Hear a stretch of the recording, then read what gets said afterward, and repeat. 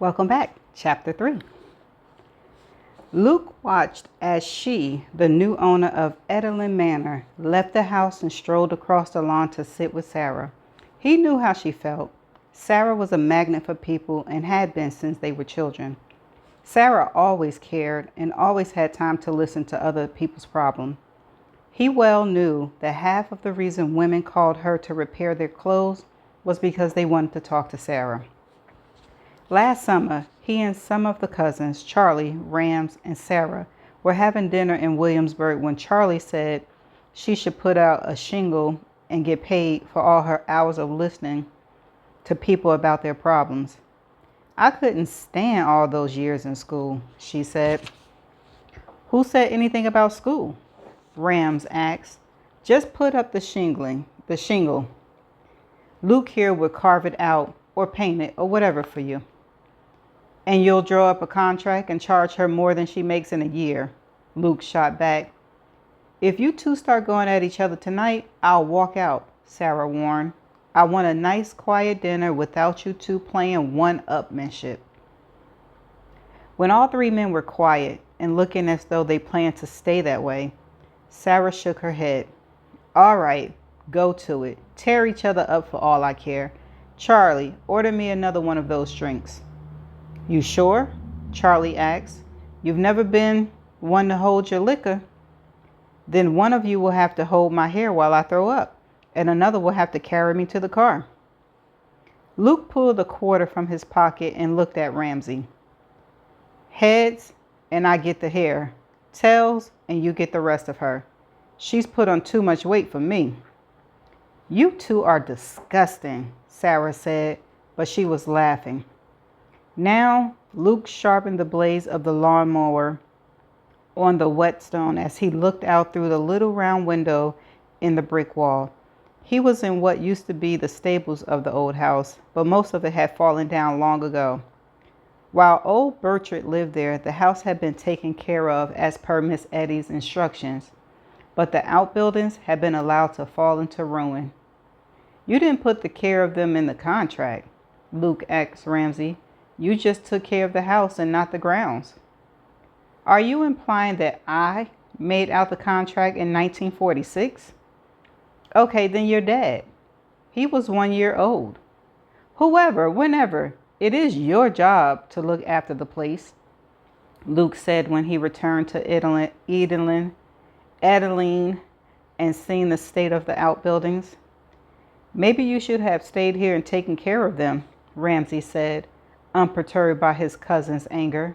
Maybe you shouldn't have run off to the far ends of the earth and done whatever it is that made you so damn angry. Luke opened his mouth to say something, but closed it. Go away. Go do whatever you do in your little office and let me take care of this.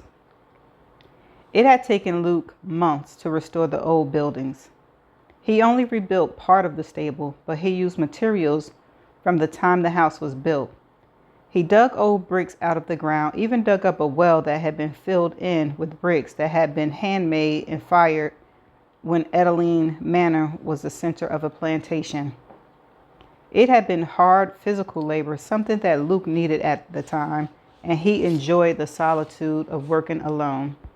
No one was living in the house then, as old Bernard had died. There was a housekeeper who came every day, but she was too old. She could hardly climb the stairs. When Luke saw her hobbling about, too feeble to accomplish much, he'd taken over. He got her a fat chair and a radio, and he set her up in the living room. When Ramsey, as a lawyer in charge of Miss Eddie's estate, saw what he'd done, he said he'd write Miss Eddie and tell her the housekeeper should be put out to pasture. But Rams looked hard at Luke as he said it. They both knew the woman's family needed the money, so she was kept on, and Luke did the work.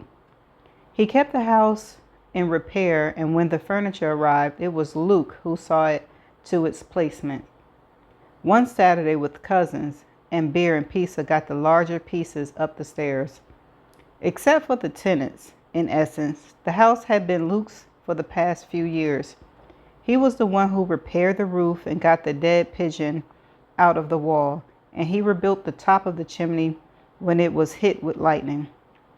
When he was told that Miss Eddie had died and left the house to some girl who'd never seen the place, Luke had the urge to burn it down. Better that than let someone who didn't appreciate it have it.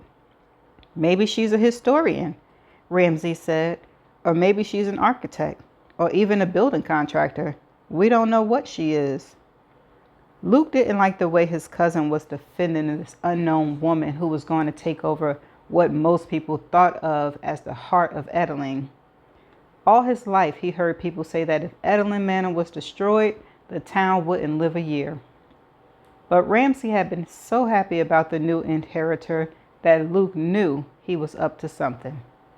One day after work, he went to Tess. She answered his knock but didn't invite him in. What's he's up to about this new owner?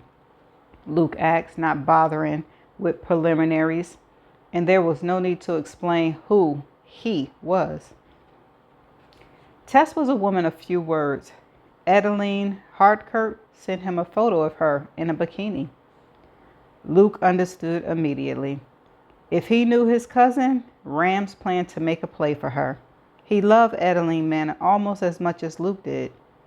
Got it, Luke said. Tess stepped to the side and opened the screen door wider. You want a beer? Loved one. Now she had arrived, and Luke watched her as she sat and talked with Sarah. She was pretty, but not strikingly so. She was a little above average height, and her hair looked like the girls used to get in the summer. It would turn from brown to sunstreak over the months, and he wondered if hers was natural or if she spent hours in the salon. She was dressed as old-fashioned as Sarah, and that made him smile.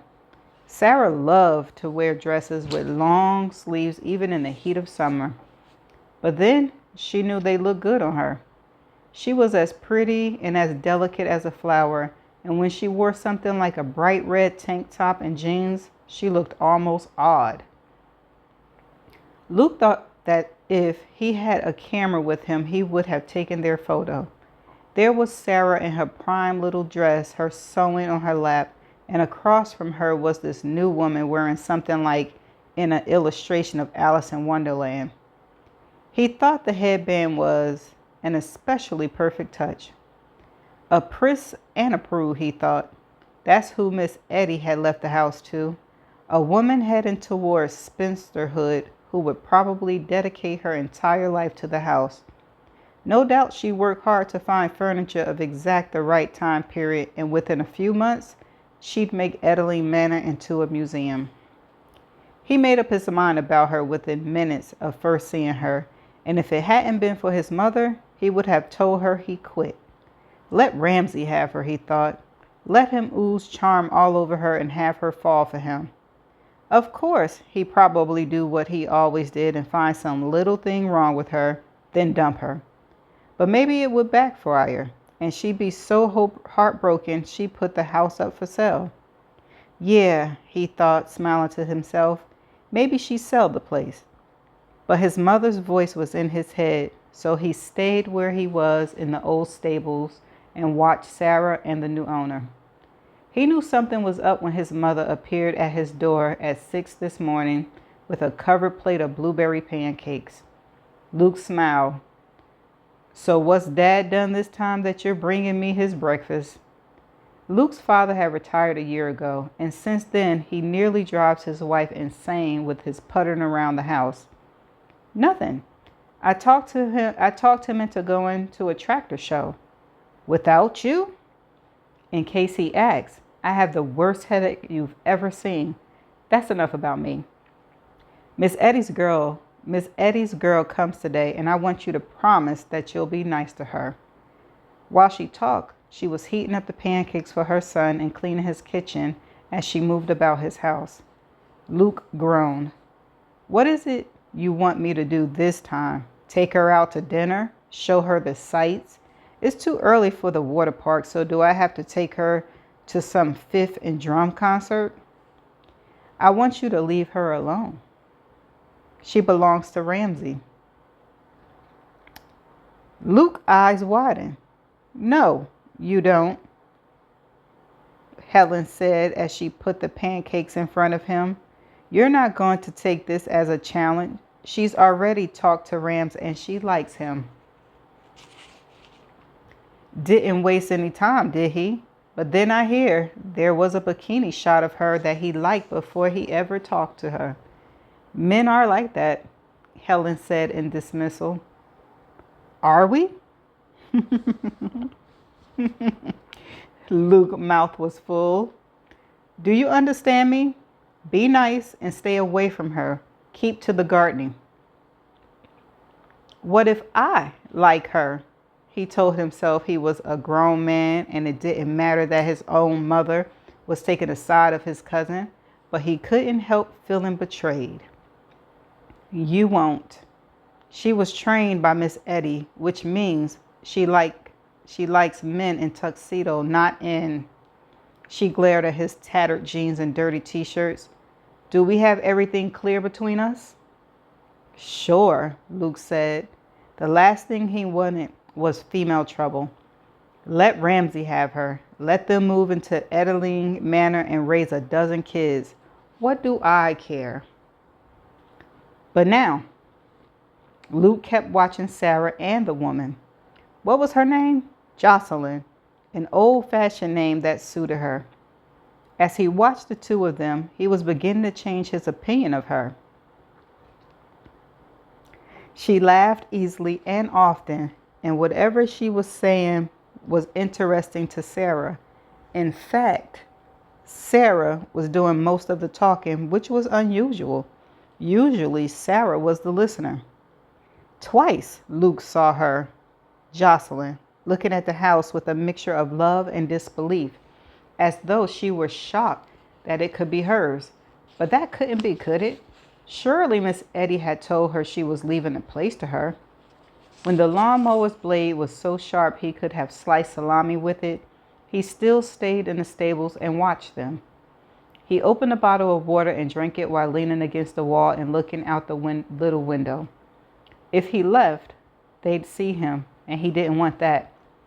Sarah knew he was there, but she hadn't called to him to come meet the new owner. That meant they were having some serious girl talk. Suddenly, Sarah jumped up, grabbed the dress she was working on, and ran into her house. That she left her precious sewing box in the care of this stranger told Luke a lot. Sarah liked her. The woman sat there for a while, then she picked up the dishes they used in the sewing box and took them back into her own part of the house. As far as Luke knew, she hadn't so much as walked through the house. He knew that upstairs was a bed that had been made up for her with clean sheets and new pillows. His mother had done that yesterday. After she left, Luke went up there and looked at the pretty little soaps his mother had put out for her. And the freshly washed towels. If royalty had visited Edeling, there couldn't have been more of a fuss made. Luke didn't know why it all made him feel angry, but it did. What did they know about this woman, except what she looked like in a bikini, that is? Hold one moment. I have gum stuck. Excuse me. Stuck on my teeth. When she was inside the house, Luke left the stables and cleared away his tools. His truck was parked in back and he tossed shovels and loppers in with a bang. If she came out and had something to say about anything, he'd tell her he was quitting. He got in the truck, started it, and drove to the road that went out the back of the property, the servants' exit. But on impulse, he turned toward the front of the house. Just as he got to the gate, Ramsay pulled in his black Mercedes sedan and blocked the exit. Luke just wanted to leave, but he could see that Rams wasn't about to let him pass. When his cousin put his window down, Luke stuck his head out the truck window. Have you seen her yet? Who? Luke asked. Miss Eddie's ghost. You know who I mean. Have you seen her? Maybe. So what she looks like? Bad, real bad. She's so ugly I had to use a mirror to look at her, Luke said. That's good, huh? Ramsey said. I was hoping so. I was a little worried about... Nothing, I wasn't worried at all. Would you move that gas guzzler of yours and let me by? I need your help, Ramsey said. Aunt Ellie says Sarah's with Jocelyn, so I want you to get Sarah to keep Jocelyn busy for 20 minutes while I set up. Set up? Luke asked. What are you talking about? Are you planning fireworks? Maybe, Ramsey said with a grin. She knows I'm coming and I'm bringing dinner, but I don't want her to see me lugging this stuff out of the car and hauling it into the house. Hey, I know. I'll go talk to Jocelyn and you set up for me. You know how to chill champagne, don't you? Put it in the creek with the beer, Luke said as he backed up his truck. What the hell was up with this whole town, he wondered. First his mother tells him to stay away from this woman, then Ramsey wants him to play butler. When they got to the wide gravel area in front of the house, they parked their vehicles by Jocelyn's silver Mini Cooper and got out. Ramsey was in black trousers, white shirt, and blue tie. He pulled the tie off and tossed it onto the front seat of the car. What a day. I planned to be here an hour ago, but old man Siegel nearly drove me crazy. He and his son had another fight, so the old man changed his will again. Ramsey opened the back car door, pulled out a huge picnic basket, then looked up at the windows of the house. You don't think she's watching, do you? Why are you asking me? You obviously know more about her than I do. Oh, what's wrong with you? Ramsey asked. You have a falling out with your latest girl? Never has happened, never will. Can you tell me why you're so interested in this woman? I think she may be the one. Not again, Luke said with a groan. This girl spent most of her life with Miss Eddie. She spent her weekends at the ballet. She can play the piano and dance a waltz, and she has a brain. So that means she's someone you can show off at the country club and at those benefits they give over in Williamsburg. If by that you mean I like to meet someone with an education who also happens to be beautiful, yes. Luke glanced up at the window. Sounds like I should get to know her. Ramsey snorted. You probably scare her to death, or she'd faint at the smell of you. A lot of those girls like bad boys. Don't flatter yourself, bad boy. Give me a break. Just go to Sarah's, knock on the door, and tell her to keep Jocelyn busy for about 20 minutes. I'll ring the bell when I'm ready. Think you can do that? Luke started to tell him that Sarah wasn't home and that Jocelyn was in her own home, but he didn't. His mother had asked him to be nice to the new owner. She didn't say anything about driving Ramsey crazy. In fact, annoying his cousin was Luke's favorite game in the world. Sure, Luke said, trying to look grumpy, but he was smiling on the inside. Jocelyn looked at the little clock on the bedside table and saw she still had 30 minutes until Ramsey was to arrive. She was already so nervous she felt like a teenager going on her first date. After Sarah left, she made a quick run through of the house and seen that the rooms had not been altered. As she'd been told, what little furniture there was in the rooms was from Miss Eddie's house in Florida. There was no knickknacks, just empty cabinets and shelves. 3 of the rooms contained a rug and 4 or 5 good pieces of antique furniture, but nothing else. The kitchen was still in the 1950s, a bit better than Sarah's, but not much. She liked the huge sink and the big pine tables, but thought the stove would benefit by being turned on its back and having flowers planted in its belly. After her cursory look through the house, she wrestled her suitcase up the stairs and began to get ready for her date. She'd been delighted when she saw the bed with its clean linens and the bathroom that was filled with towels and beautiful soaps. She didn't know who had prepared this welcome, but she certainly wanted to thank them. She took a long shower, washed her hair, then blow-dried it. She got out her new white cotton dress with the Battenberg lace along the bottom of the skirt and knew it would be perfect for tonight. While still in her robe, she heated her little travel iron, then set about ironing every wrinkle out of the cotton.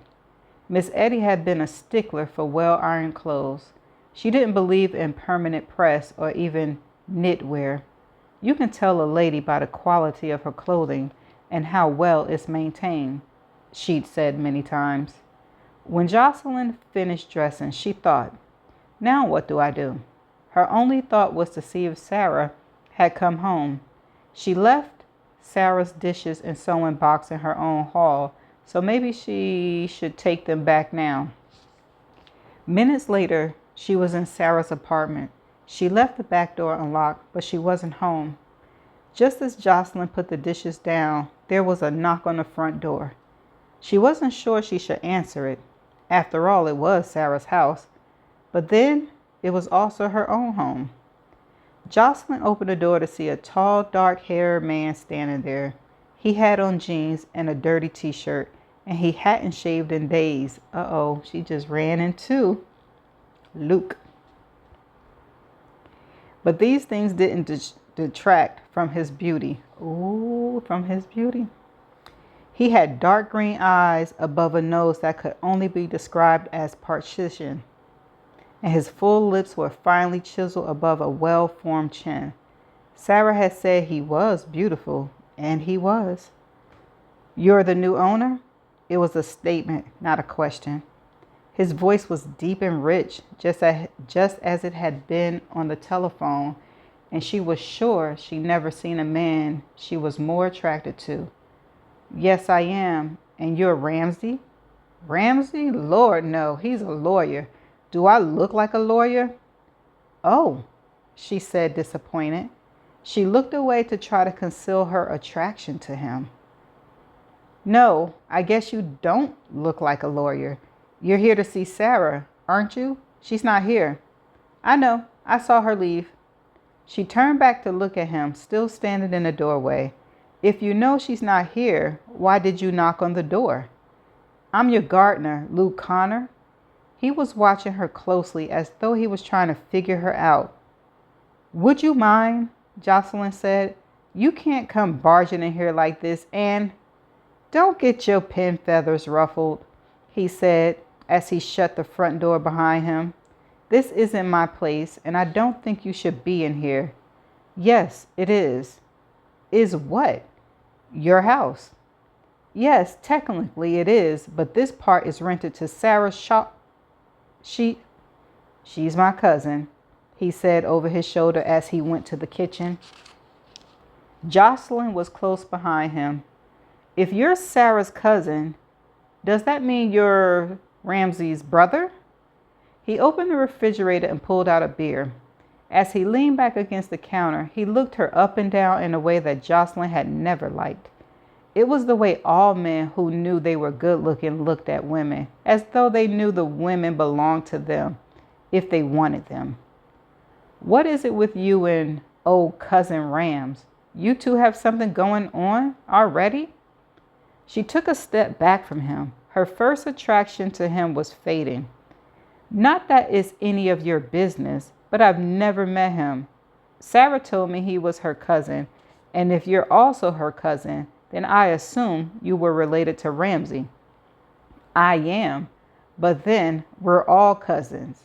Sarah, Rams, Charlie, Ken, and me. We have the same great-grandparents. There was something about his attitude that she didn't like.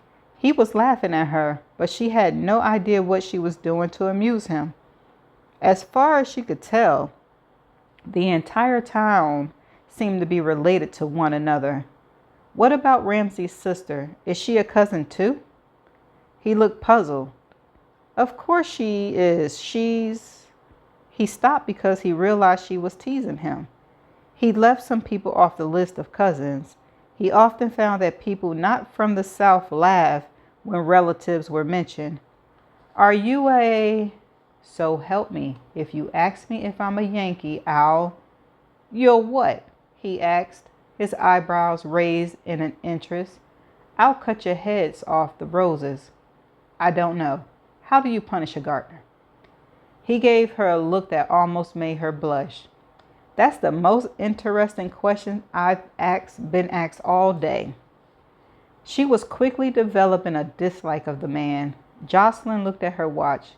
I have to go. I'm meeting someone. Yeah, Rams. He's over there working up a sweat to make a fairyland for you two. That was nasty of you to ruin the surprise. Waste of time if you ask me. She gave him a look up and down that she hoped was full of contempt. But then I suppose your idea of a date is a six-pack and a bag of potato chips? Corn chips, he said. I like corn chips. I especially like those blue ones. She shows up with blue corn chips and a six of Samuel Adams, and she just might get lucky. I guess that's supposed to be funny. Just being honest. You're like so many men I've met and never want to meet again. She went to the back door to open it and leave, but he blocked her way. You can't leave yet. Ram said he'd ring the bell when he's ready. He sent you over here to detain me? He's not that dumb. He sent me to tell Sarah to keep you busy, but he forgot to ask me if Sarah was here. Why don't you sit down and be still so you don't wrinkle your pretty new dress? I'm going to make myself a sandwich. I'd offer you one, but Rams has enough food for half the town over there. So you better not eat now. She was standing at the end of Sarah's formical counter and considered what to do next. Stay here and have this vain man laugh at her for things she didn't understand, or leave and spoil Ramsey's surprise. All in all, she thought that she'd rather see Ramsey than stay here with this man. Jocelyn turned just as Luke went to put his sandwich ingredients on the counter. Her arms hit his hand and the plastic mustard dispenser squirted on her. Ooh, how did it squirt on you? You gotta squeeze the dispenser. Bright yellow mustard went down the front of her white dress. You did that on purpose, she said. You meant to do that. No, I didn't, he said, and sounded truly contrite. Honest, I didn't. Gone was the attitude and the half smirk he'd worn since he'd pushed his way into the apartment. I am sorry, really. Turning, he grabbed a clean dishcloth off the rack over the sink and wet it. Here, he said, let me help you. She held her blouse out from her chest as she thought about how she could slip back into the house and change without seeing Ramsey. But he said he was going to set up the picnic on the floor. If that meant the hall, there was no way she could get past him, which meant she was going to meet him with her front covered in mustard. What the hell are you doing? Jocelyn and Luke turned toward the back door, and there stood a man she was sure was Ramsey. He was an inch or two shorter than Luke and a bit heavier, but he had the same dark hair and green eyes and almost the same nose and chin. They were two truly gorgeous men. Jocelyn looked from Ramsey to Luke and saw that he was hovering over the front of her with a wet cloth. Instantly, she stepped out of his reach. He threw mustard on me, she said, her eyes on Ramsey. Ramsey looked at Luke with a threat in his eye. Luke threw up his hand. Accident, I swear. She's yours. With his hand still up, he backed out the room, and she heard the front door open and close. Are you all right? Ramsey asked. Fine. Really, I am. But I look awful. I wanted to at least be presentable when we met. You look great, Ramsey said with such enthusiasm that she smiled back. Oh, you're very kind. No, I'm not. I'm a lawyer, remember? How about if we go to your house, the main part of it, that is, and have something to eat? Are you hungry? Starving. He went down the hall to the front door and opened it for her. And when she was beside him, he said, I apologize for my cousin. Luke is, he gave a shrug as though there were no words to describe the man. That's all right, Jocelyn said. We all have relatives. Unfortunately, I have more than most. As they stepped outside, she saw Luke speed away in a beat-up old truck that reminded her of the vehicle she had seen around her father's house when she was growing up. As far as she could tell, Luke Connor was the kind of man Miss Eddie had warned her against. Worse, he was the kind of man Jocelyn's sweet, educated mother had fallen so hard for. After they were married, Gary Minton had done what he could to be what his refined little wife family wanted him to be. But a month after she died, he was back in leathers, whiskers on his face, and straddling a Harley. "Are you sure you're all right?" Ramsey asked. "Did Luke upset you that bad?" "Of course not," Jocelyn said, smiling as she came back to the present. "Let me change my clothes and I'll be fine." "Tonight, your smallest wish is my command," Ramsey said and gave her a half bow. "Then, kind sir, lead me to your castle that I might prepare myself for thee." Ramsey grinned, held out his arm to her, and they walked together to the front door of Edeline Manor. And that's the end of chapter 3. Uh-oh.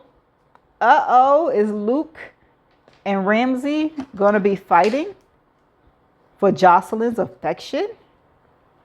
And they cousins? Or is this a trick on our brain?